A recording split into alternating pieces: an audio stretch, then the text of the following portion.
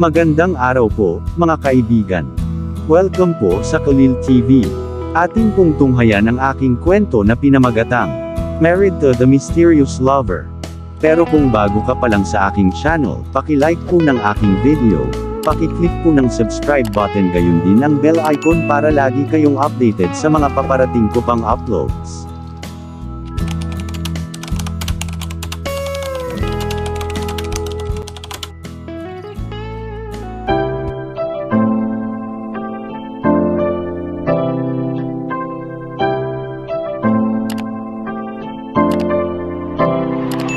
Kalil TV.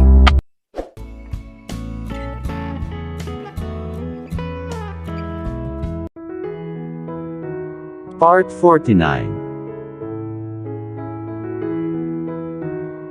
Nanatili si Jake sa kanyang opisina, at tumangging makipagkita kahit kanino.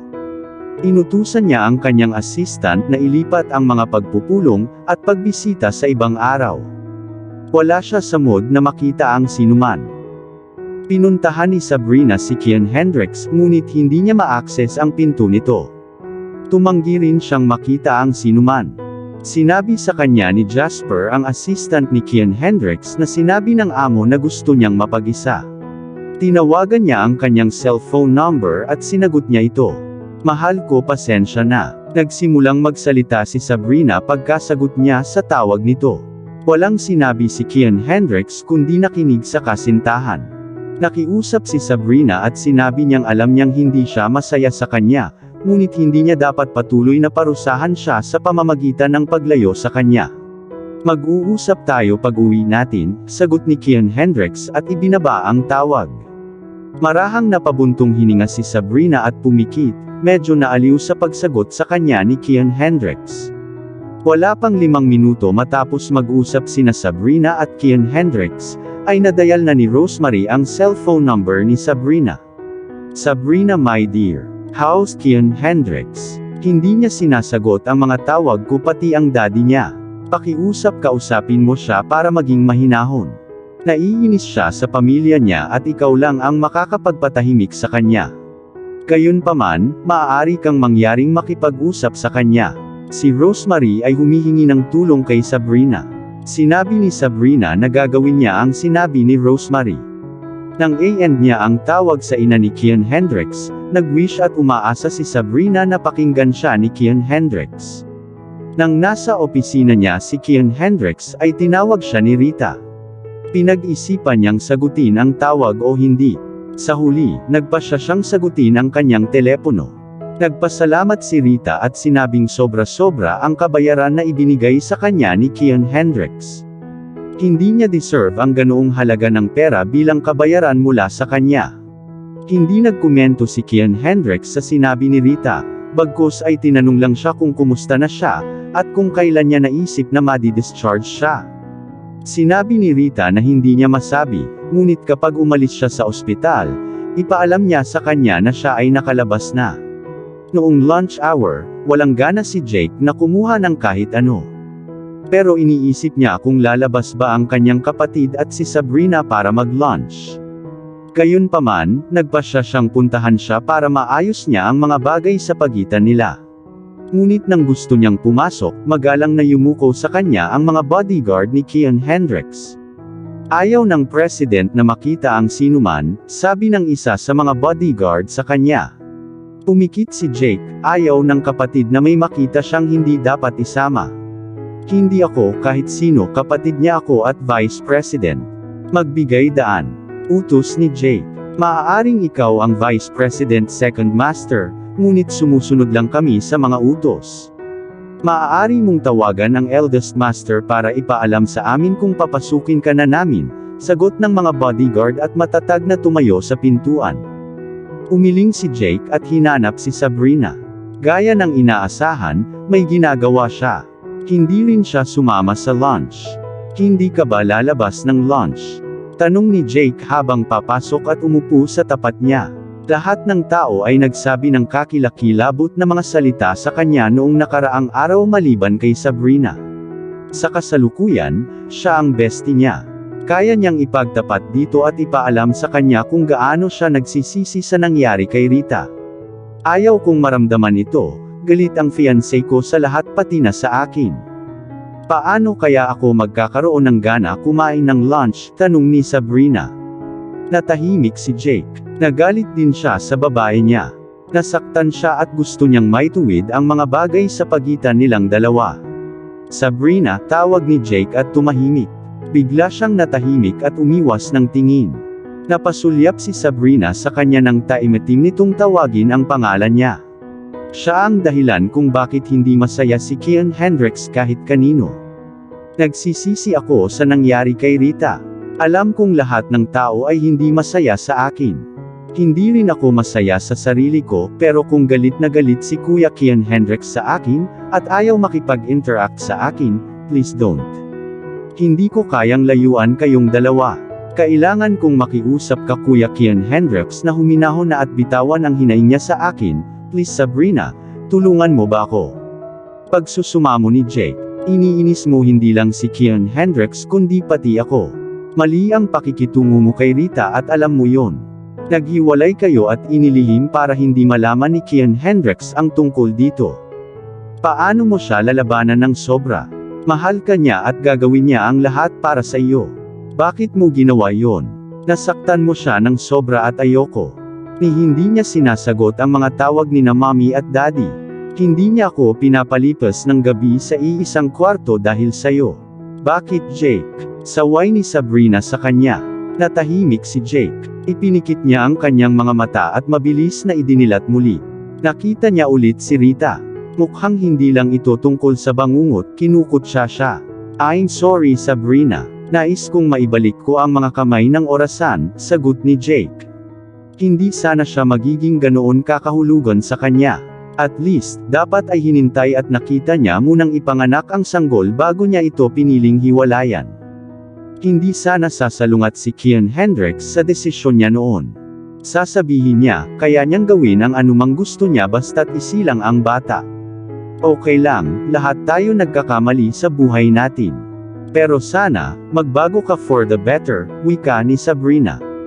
Kung titigil si Jake sa pambababae at kaladkarin ang pangalan ng kanyang pamilya sa Burak, at magkakaroon siya ng bagong karakter, mas mabuti para sa kanya. Magkakaroon ng pagbabago, pangako, sabi ni Jake at tumango si Sabrina.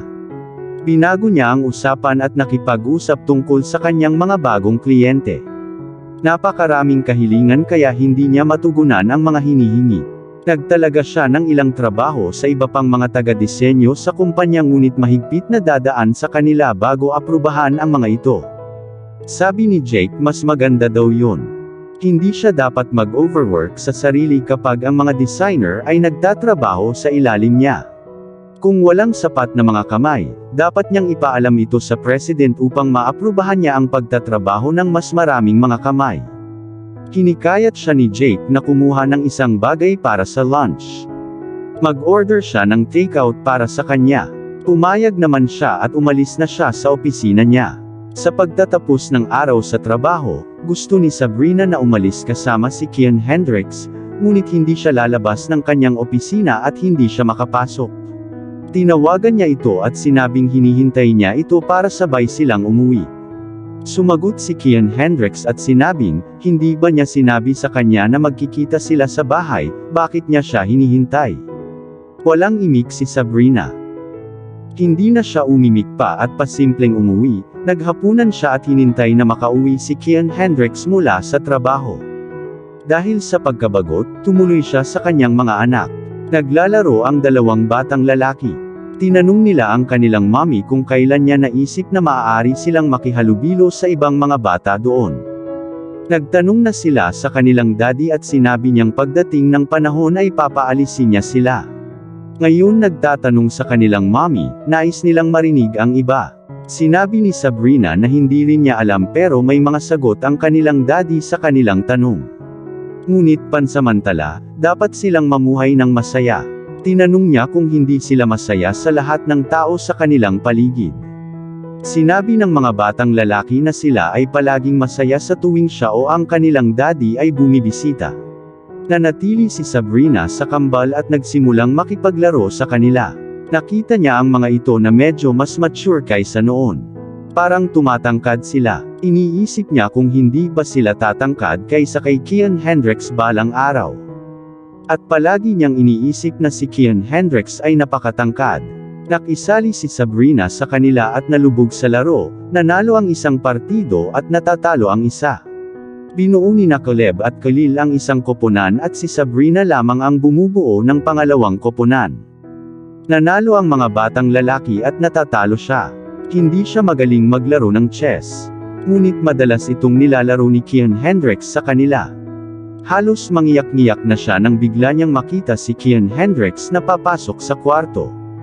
Na-overwhelm siya. Salamat, nakahanap siya ng dahilan para umalis.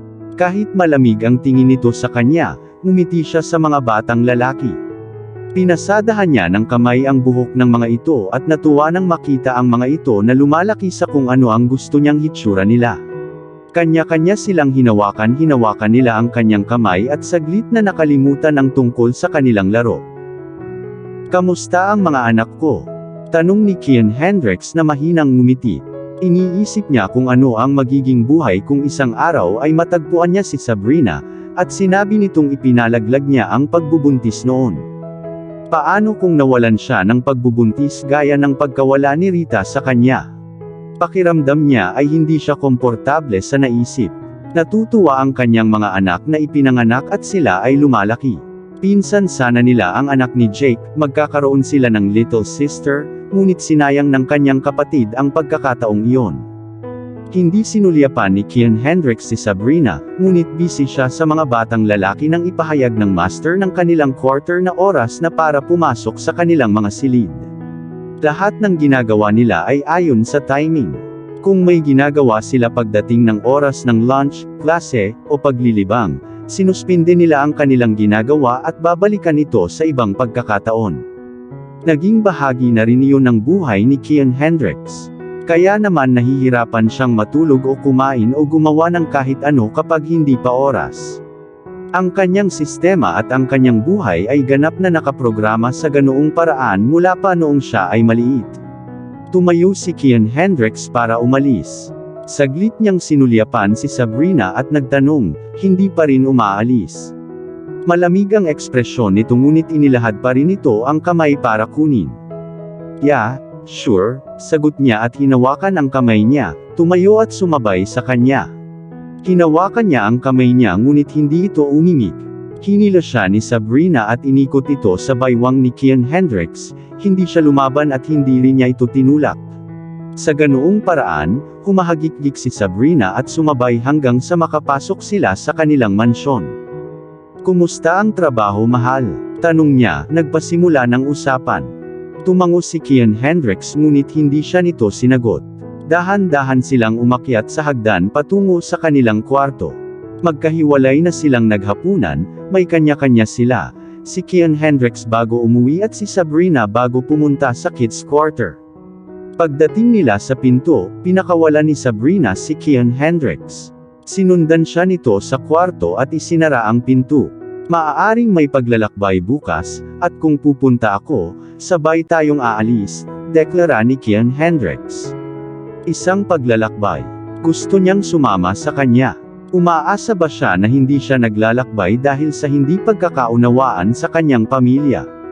"Opisyal ka ba o para sa paglilibang?" tanong ni Sabrina at lumingon si Kian Hendricks at matalim siyang tinitigan. Hindi niya siya sinagot. Sinusubukan niyang hulaan at alamin kung may kinalaman ang paglalakbay niya sa kanyang sama ng loob sa kanyang pamilya. May paraan siya para maiwasan ito nang hindi na kailangang bumiyahe palabas ng bansa. Sinusubukang pagtakpan ang awkward na sitwasyon na nararanasan niya. Nagpaliwanag siya ng hindi tinatanong, "Actually, marami akong trabaho nitong mga araw na ito. Kinailangan kong pag-usapan ito ni Jake kaninang araw. Kung ito ay para sa paglilibang, maaari nating ipagpaliban ito hanggang sa ibang oras na magkakaroon ako ng mas kaunting trabaho sa aking mesa. Pero kung official na, susundan na lang kita gaya ng gusto mo," sabi ni Sabrina. "Kung gusto ko ng masayang bagay, maghihintay ako hanggang sa ating honeymoon," sagot ni Kian Hendricks. Siya mismo ay hindi sigurado sa paglalakbay. Kung mag-isa lang siyang pupunta, wala siyang sasabihin at nawala na lang nang makumpirmang lumapit siya. Pero dahil gusto niyang sumama sa fiancé niya, sinabihan niya itong paghandaan ang isip nito. Nang marinig ni Sabrina ang sagot ni Kian Hendricks, napabuntong hininga siya. Ito ay opisyal kung gayon. Hindi niya alam kung paano gagawin ang kanyang trabaho kahit na maaari pa rin siyang magtrabaho mula sa malayo, hindi pa niya nagagawa noon. Ang trabaho ko, hindi ko alam, walang kwentang sabi ni Sabrina nang pigilan siya ni Kian Hendricks. Kung ayaw mong sumama sa akin, hindi kita pipilitin, ayoko na nagpapatupad ng kahit ano sayo. Sinaktan mo ako kahapon at ngayon, kapag ayaw mo, iingatan ko ang aking distansya. At saka, hindi mo ba ginagawa ang karamihan ng iyong trabaho sa computer? Kaya ano ang malaking bagay tungkol sa pagpunta sa akin at pagkakaroon ng iyong computer sa iyo? Natapos siyang magsalita at lumabas na. Nag-alala si Sabrina, iniiwan na naman ba siya nito sa kwarto? Tumayo siya at sinundan siya ngunit hindi siya pupunta sa kanyang study room sa pagkakataong ito. Pumunta siya sa kusina at nagsali ng 2 baso ng gatas. Isa para sa sarili niya at isa para kay Sabrina. Nakita niya si Sabrina na sumusunod at nakatayo sa likuran niya. Inabutan niya ito ng isang basong gatas at ang isa naman ay nilagok niya ito.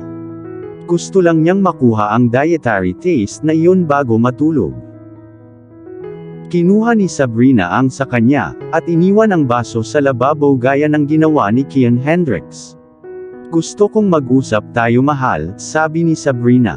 Nakita niyang hindi ito masyadong masaya sa piling niya. At sinabi niya ilang minuto ang nakalipas na sinaktan siya nito kahapon. Wala akong gustong marinig ngayon, sagot ni Kian Hendricks, at nilagpasan siya para bumalik sa itaas. Papunta siya sa kanyang study room, at nagmamadaling sumabay si Sabrina sa kanya. Maaaring isinara niya ang pinto at hindi niya ito binuksan nang kumatok siya. Ang pinakamagandang bagay ay sundan siya bago niya isarado ang pinto. Sinundan siya nito ngunit hinawakan ni Kian Hendricks ang pinto, hindi ito isinara. Wala ka namang gagawin dito, punta ka sa kwarto at matulog. May gagawin ako, deklara niya. May trabaho ka kahapon at hindi ka bumalik sa kwarto para matulog. Ngayon may trabaho ka pa ulit, at pinapasok mo ako sa kwarto para matulog. Mananatili ako dito hanggang matapos mo ang iyong trabaho, tapos pupunta tayo sa kwarto para matulog ng sabay, tutol ni Sabrina, lumapit at umupo sa upuan ni Kian Hendricks na nakatingin sa screen ng computer niya. Isinara ni Kian Hendricks ang pinto, at nakatayong nakatingin sa kanya. Umupo siya sa upuan nito at hindi alintana na nakatayo ito at nakatitig sa kanya. Saan siya uupo para gawin ang trabaho ngayong siya na ang pumalit sa kanyang upuan? Ngunit bumalik siya sa pagtulog sa kwarto kagabi, ngunit maagang nagising para pumasok sa trabaho. Hindi niya alam at sinabi niyang hindi na siya bumalik sa kwarto. Hindi siya pinansin ni Sabrina at inayos ang sarili bago nagtanong. Ano ang code para i-unlock ang computer? Mukhang seryoso siya at hindi napigilan ni Kian Hendricks na tumawa ng mahina. Para siyang boss lady. Gusto niyang i-spoil siya, at hindi niya mapigilan. Siya lang ang babaeng minahal niya. Umupo siya sa tapat ng upuan niya at inilabas ang phone niya, tiningnan ang mga email nito. Dahil bossing si Sabrina sa computer, tinitingnan niya ang kanyang mga email sa pamamagitan ng kanyang telepono. Sinulyapan niya si Sabrina mula sa split vision. Nang makitang hindi siya pinapansin ni Kian Hendricks, hindi alam ni Sabrina kung ano ang sasabihin para makinig siya sa kanya. Gusto niyang makiusap sa kanya na huwag magalit sa kanyang mga magulang, at sa gayon ay hindi sila maligaya. Humikab siya. Inaantok na siya, pero ayaw pa niyang matulog. Gusto niyang makuha ang atensyon ni Kian Hendricks. Napasulyap siya sa kanya at nakita niyang nakatutok ito sa kanyang cellphone.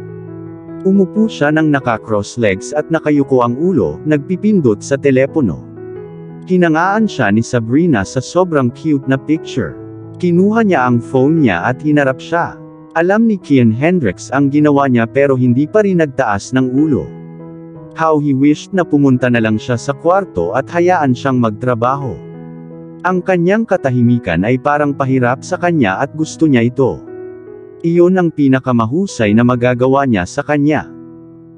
Darling, tawag ni Sabrina sa kanya. Hindi pa rin niya iniangat ang ulo niya. Gusto ko ng sex, sunod na sabi ni Sabrina, at agad niyang nakuha ang reply na, hindi mo makukuha ngayong gabi, sagot niya at isang matamis na ngiti ang dumaan sa kanyang mga labi. Kukunin ko ito ngayong gabi, at dapat mong ibigay sa akin. Mas maganda kung makikipagtulungan ka sa akin para makabalik ka sa trabaho mo, deklara ni Sabrina. Go ahead and rape me, sagot ni Kian Hendricks at sumulyap sa kanya. Kung ayaw niyang gawin ito, hindi niya ito magagawa. Kung gayon hindi ka pa handang magtrabaho, sabi ni Sabrina at tinitigan siya. Kung kukunin niya si Kian Hendricks at kakausapin ang tungkol sa pagpapaubaya, dapat ay matapos ang pakikipagtalik. Siya ay magiging kalmado at tahimik at handang makinig sa kanya. Bagamat hindi iyon ang pinakamahusay na paraan upang mapangangatwiran ang isang lalaki sa kanyang babae, sa ngayon, iyon ang tanging sandata na gagana sa kanya. Okay, manatili sa computer na iyon, sagot niya at tumayo. Gumagamit siya ng ibang computer. May isa sa guest room na nakakonekta din sa internet. Tumayo si Sabrina at sinundan siya. Kailangan kitang makausap, Kian Hendricks, sandali lang, sabi niya, tinatapakan ang mga paa niya at naglakad sa likod niya. Hindi pinansin ni Kian Hendricks ang kanyang pag-ungol at pumasok sa guest room at gustong isara ang pinto sa kanya.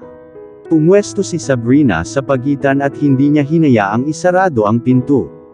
Umalis ka, Sabrina. Kung hindi mo ako papayagang magtrabaho, aalis ako ng mansyon at hindi ako babalik hanggang 3 araw, pagbabanta ni Kian Hendricks. Malamig ang mukha niya at napatingin sa kanya si Sabrina. Ayaw niyang makipag-usap sa kanya. Siya ay sumuko at nagpas siyang mag-back out. Kapag handa ka nang makipag-usap sa akin, baka hindi pa ako handa, sabi niya at sinabi ni Kian Hendricks na ayos lang. Maghihintay siya hanggang sa maging handa na siya. Bumalik si Sabrina sa kwarto. Umakyat siya sa kama at nagtalukbong ng kubrekama. Patuloy na gumulong-gulong si Jake mula sa isang tabi patungo sa isa pa sa kanyang kama. Hindi siya makatulog. Hindi naman sa hindi siya pumikit para matulog, ginawa niya pero si Rita ang nakita niyang humihikbi. Iminulat niya ang kanyang mga mata at hindi na muling makatulog. Nanatili siyang nakadilat hanggang hating gabi. Tumayo siya at naligo. Bumaba at kumuha ng isang bote ng alak. Dinala niya ang alak sa kanyang silid at unti-unting inalis ang laman nito. Ngunit napuyat siya sa isang medyo lasing. Gusto niyang makita si Rita. Ano ang gagawin niya? Kung paano siya kinausap ni Alfred noong huling pagbisita niya rito ay nagsisisi siya na makita siya. Tatawagan niya ito sa araw at tingnan kung maaari siyang makipag-video call sa kanya. Gusto niyang humingi ng tawad sa kanya at ayusin ang mga bagay sa pagitan nila. Nagbihis siya at pumunta sa opisina. Hindi nagtagal ay nakatanggap siya ng mensahe mula sa ospital na lalabas na si Rita sa ospital ng umagang iyon, at sinabi sa kanya kung ano ang kanyang mga bayarin. Agad niyang inilipat ang pera sa account ng ospital. Nabayaran na niya ang mga bayarin na nagpapahiwatig na aalis na siya sa ospital anumang sandali sa lalong madaling panahon. Tatawagan niya ito mamaya sa araw o mas mabuti pa, bisitahin ang apartment nito kung saan siya nakatira kasama ang kanyang kapatid bago sila ikasal. Ilang beses na siyang nakapunta roon noong maganda ang lakad niya. Halos kasabay ng pagdating ni Sabrina sa kumpanya ay dumating si Kian Hendricks, ngunit sa ibang sasakyan. Nagtrabaho agad siya. Magkakaroon ng Zoom meeting kasama ang president sa loob ng 1 oras. Kung noon pa man, magpupulong sila sa conference hall. Nagsasagawa lang siya ng mga Zoom meeting kapag nasa labas siya ng bansa at gustong makipag-usap sa mga nangungunang empleyado ng kumpanya. Ngunit dahil ito ang pinili niya, lahat sila ay susunod dito. Nang ideklarang discharge na si Rita, dapat siyang patuloy na bumisita, at suriin ang kanyang kondisyon sa kalusugan. Pumunta si Alfred sa cashier para magtanong, at sabay bayad sa hospital ng ate niya, nagulat siya sa sinabi sa kanya. Tiningnan ng cashier ang folder ni Rita sa kanyang system, at sinabi kay Alfred na si Jake De Silva ang nag-ayos ng mga bayarin. Nabayaran na ni Jake ang hospital bills. Hindi niya inaasahan na gagawin niya ito at hindi niya alam kung kailan ipapalabas ang kanyang kapatid. Nagpasalamat siya sa cashier at bumalik sa ward. Hinihintay na siya ng kanyang ina at ni Rita na bumalik para makaalis na sila. Si Jake ang nagbayad ng hospital bills, anunsyo ni Alfred habang papasok siya sa loob ng ward. Dumilat ang kanyang ina. Ginawa niya. Alam ba niya kung kailan ilalabas sa ospital ang kanyang anak? Kailan niya binayaran ang mga bayarin niya? Well, choice niya yun, let's go, deklara ni Rita at nauna nang maglakad sa iba. Kung pinili niyang magbayad ng mga bayarin, walang malaking bagay tungkol dito. Siya ang nagpabuntis sa kanya. Kung babayaran niya ang kanyang mga bayarin para sa kanya, wala pa siyang nagawang napakadakila. Kung mag-cruise ang landas niya ngayon, hindi siya magpasalamat. Ano ang ipagpapasalamat niya sa kanya? Nagtayo ba siya ng skyscraper o dinala siya sa buwan na magpasalamat siya sa kanya? Nagsimula na ang isang bagong yugto ng kanyang buhay, at si Jake ay hindi pa natatagalan dito. Sumakay siya sa kotse kasama ang kanyang ina. Kinuha ni Alfred ang manibela at nagmaneho patungo sa direksyon ng kanilang tahanan. Ang mga bagay ay hindi na magiging pareho muli. Nagmahal siya at natapakan. Siya ay may asawa at diborsyado, siya ay buntis at siya ay nawala ito. Gagawin niya ang kanyang buhay ngayon para lamang mapasaya ang kanyang sarili. Pipiliin niya ang bawat aral na natutunan mula sa kanyang karanasan sa ngayon at isabuhay ito. Hinding-hindi siya papayag na mabiktima ng pag-ibig. Baka balang araw, makakahanap siya ng ibang lalaki na karapat-dapat sa kanyang pagmamahal. Ngunit hanggang doon, mananatili siya sa kanyang sarili. Inihiga ni Rita ang kanyang ulo sa sandalan at inisip ang lahat ng nangyari sa kanya nitong mga nakaraang buwan. Sa lahat ng ito, natutunan niyang magtiwala, at maniwala sa sarili niyang mag-isa. Ang pagkawala ng kanyang sanggol ay ang pinakamalaking pagkawala na naranasan niya sa buhay na ito. Ayaw na niyang maranasan ito muli, at hindi na rin niya gustong maranasan ang ganoon sa sinumang babae doon. Pumikit siya at napabuntong hininga. Hindi niya alam na maririnig ang kanyang pagbuntong hininga at narinig iyon ng kanyang ina at kapatid. Tiningnan siya ni Alfred mula sa rearview mirror at sinulyapan siya ng kanyang ina. Pero hindi niya alam dahil nakapikit ang mga mata niya. Ayos ka lang ba anak? Tanong ni Karina. Alam niyang hindi na mauulit ang mga bagay-bagay sa buhay ni Rita. Nang hindi nagmulat ng mga mata, sumagot si Rita ng, ayos lang ako mommy. Okay lang siya kahit alam niyang hindi iyon totoo. Kinailangan niyang sabihin iyon at ngumiti para patunayan ito sa kanyang ina. Umiling si Karina. Alam niyang nagsinungaling ang kanyang anak nang sabihin niyang ayos lang siya. Ang isang taong hindi nag-aalala at maayos ay hindi bumuntong hininga tulad ng ginawa niya. Siya ay nahulog sa depresyon at nawala ang kanyang anak. Kakailanganin niyang gumugol ng oras kasama siya simula ngayon, at hindi na niya hahayaang muling problemahin niya ng sakit ng pagkawala ng kanyang anak. Siya ay mukhang masaya at masigla.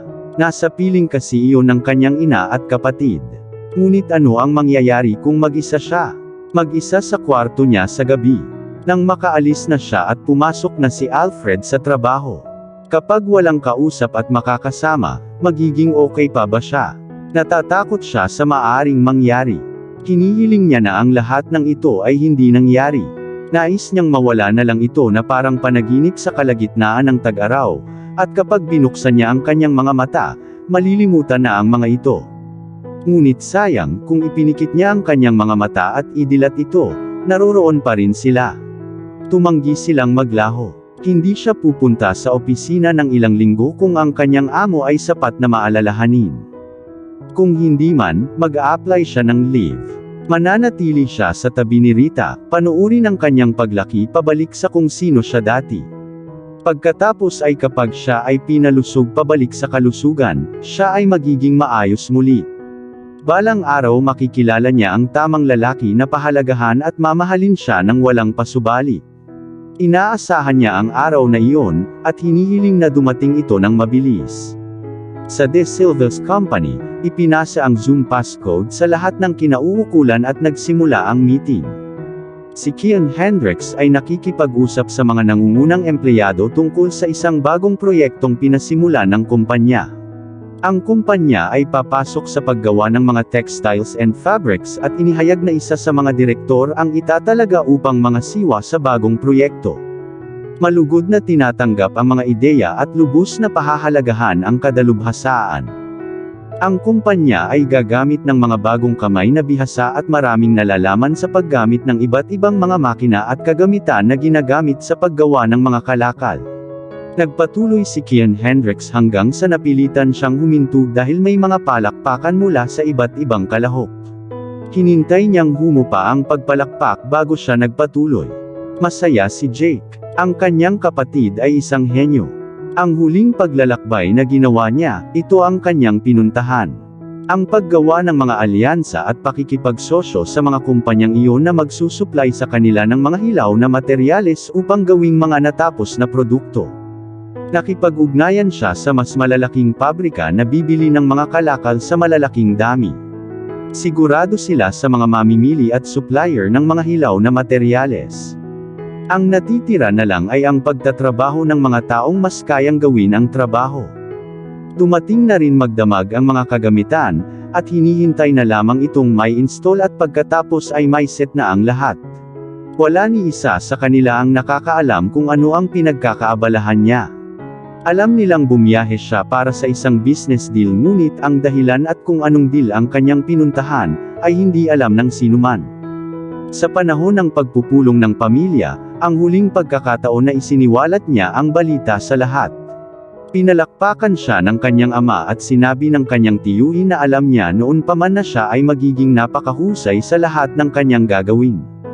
Samantala, sinabi sa kanila ni Kian Hendricks na sa susunod na araw, ang balita ay ipaparating sa buong staff sa umaga at sa publiko bago ang gabi. Sa gayon ay gumagawa ng mga silid para sa mga tao na magsumite ng kanilang mga aplikasyon para sa mga trabaho. Nang matapos ang meeting, binati siya. Napakagandang panahon dahil masaya ang lahat sa talumpati ng president. Nasa sabik sila sa kabila ng pagiging Zoom meeting. Binati din ni Jake ang kanyang kapatid at natapos ang pagpupulong. Naramdaman ni Sabrina na tatakbo siya sa opisina ni Kian Hendricks at hinalikan siya. Siya ay napakahusay na negosyante at alam niyang magagawa niya ang mahusay sa darating na panahon.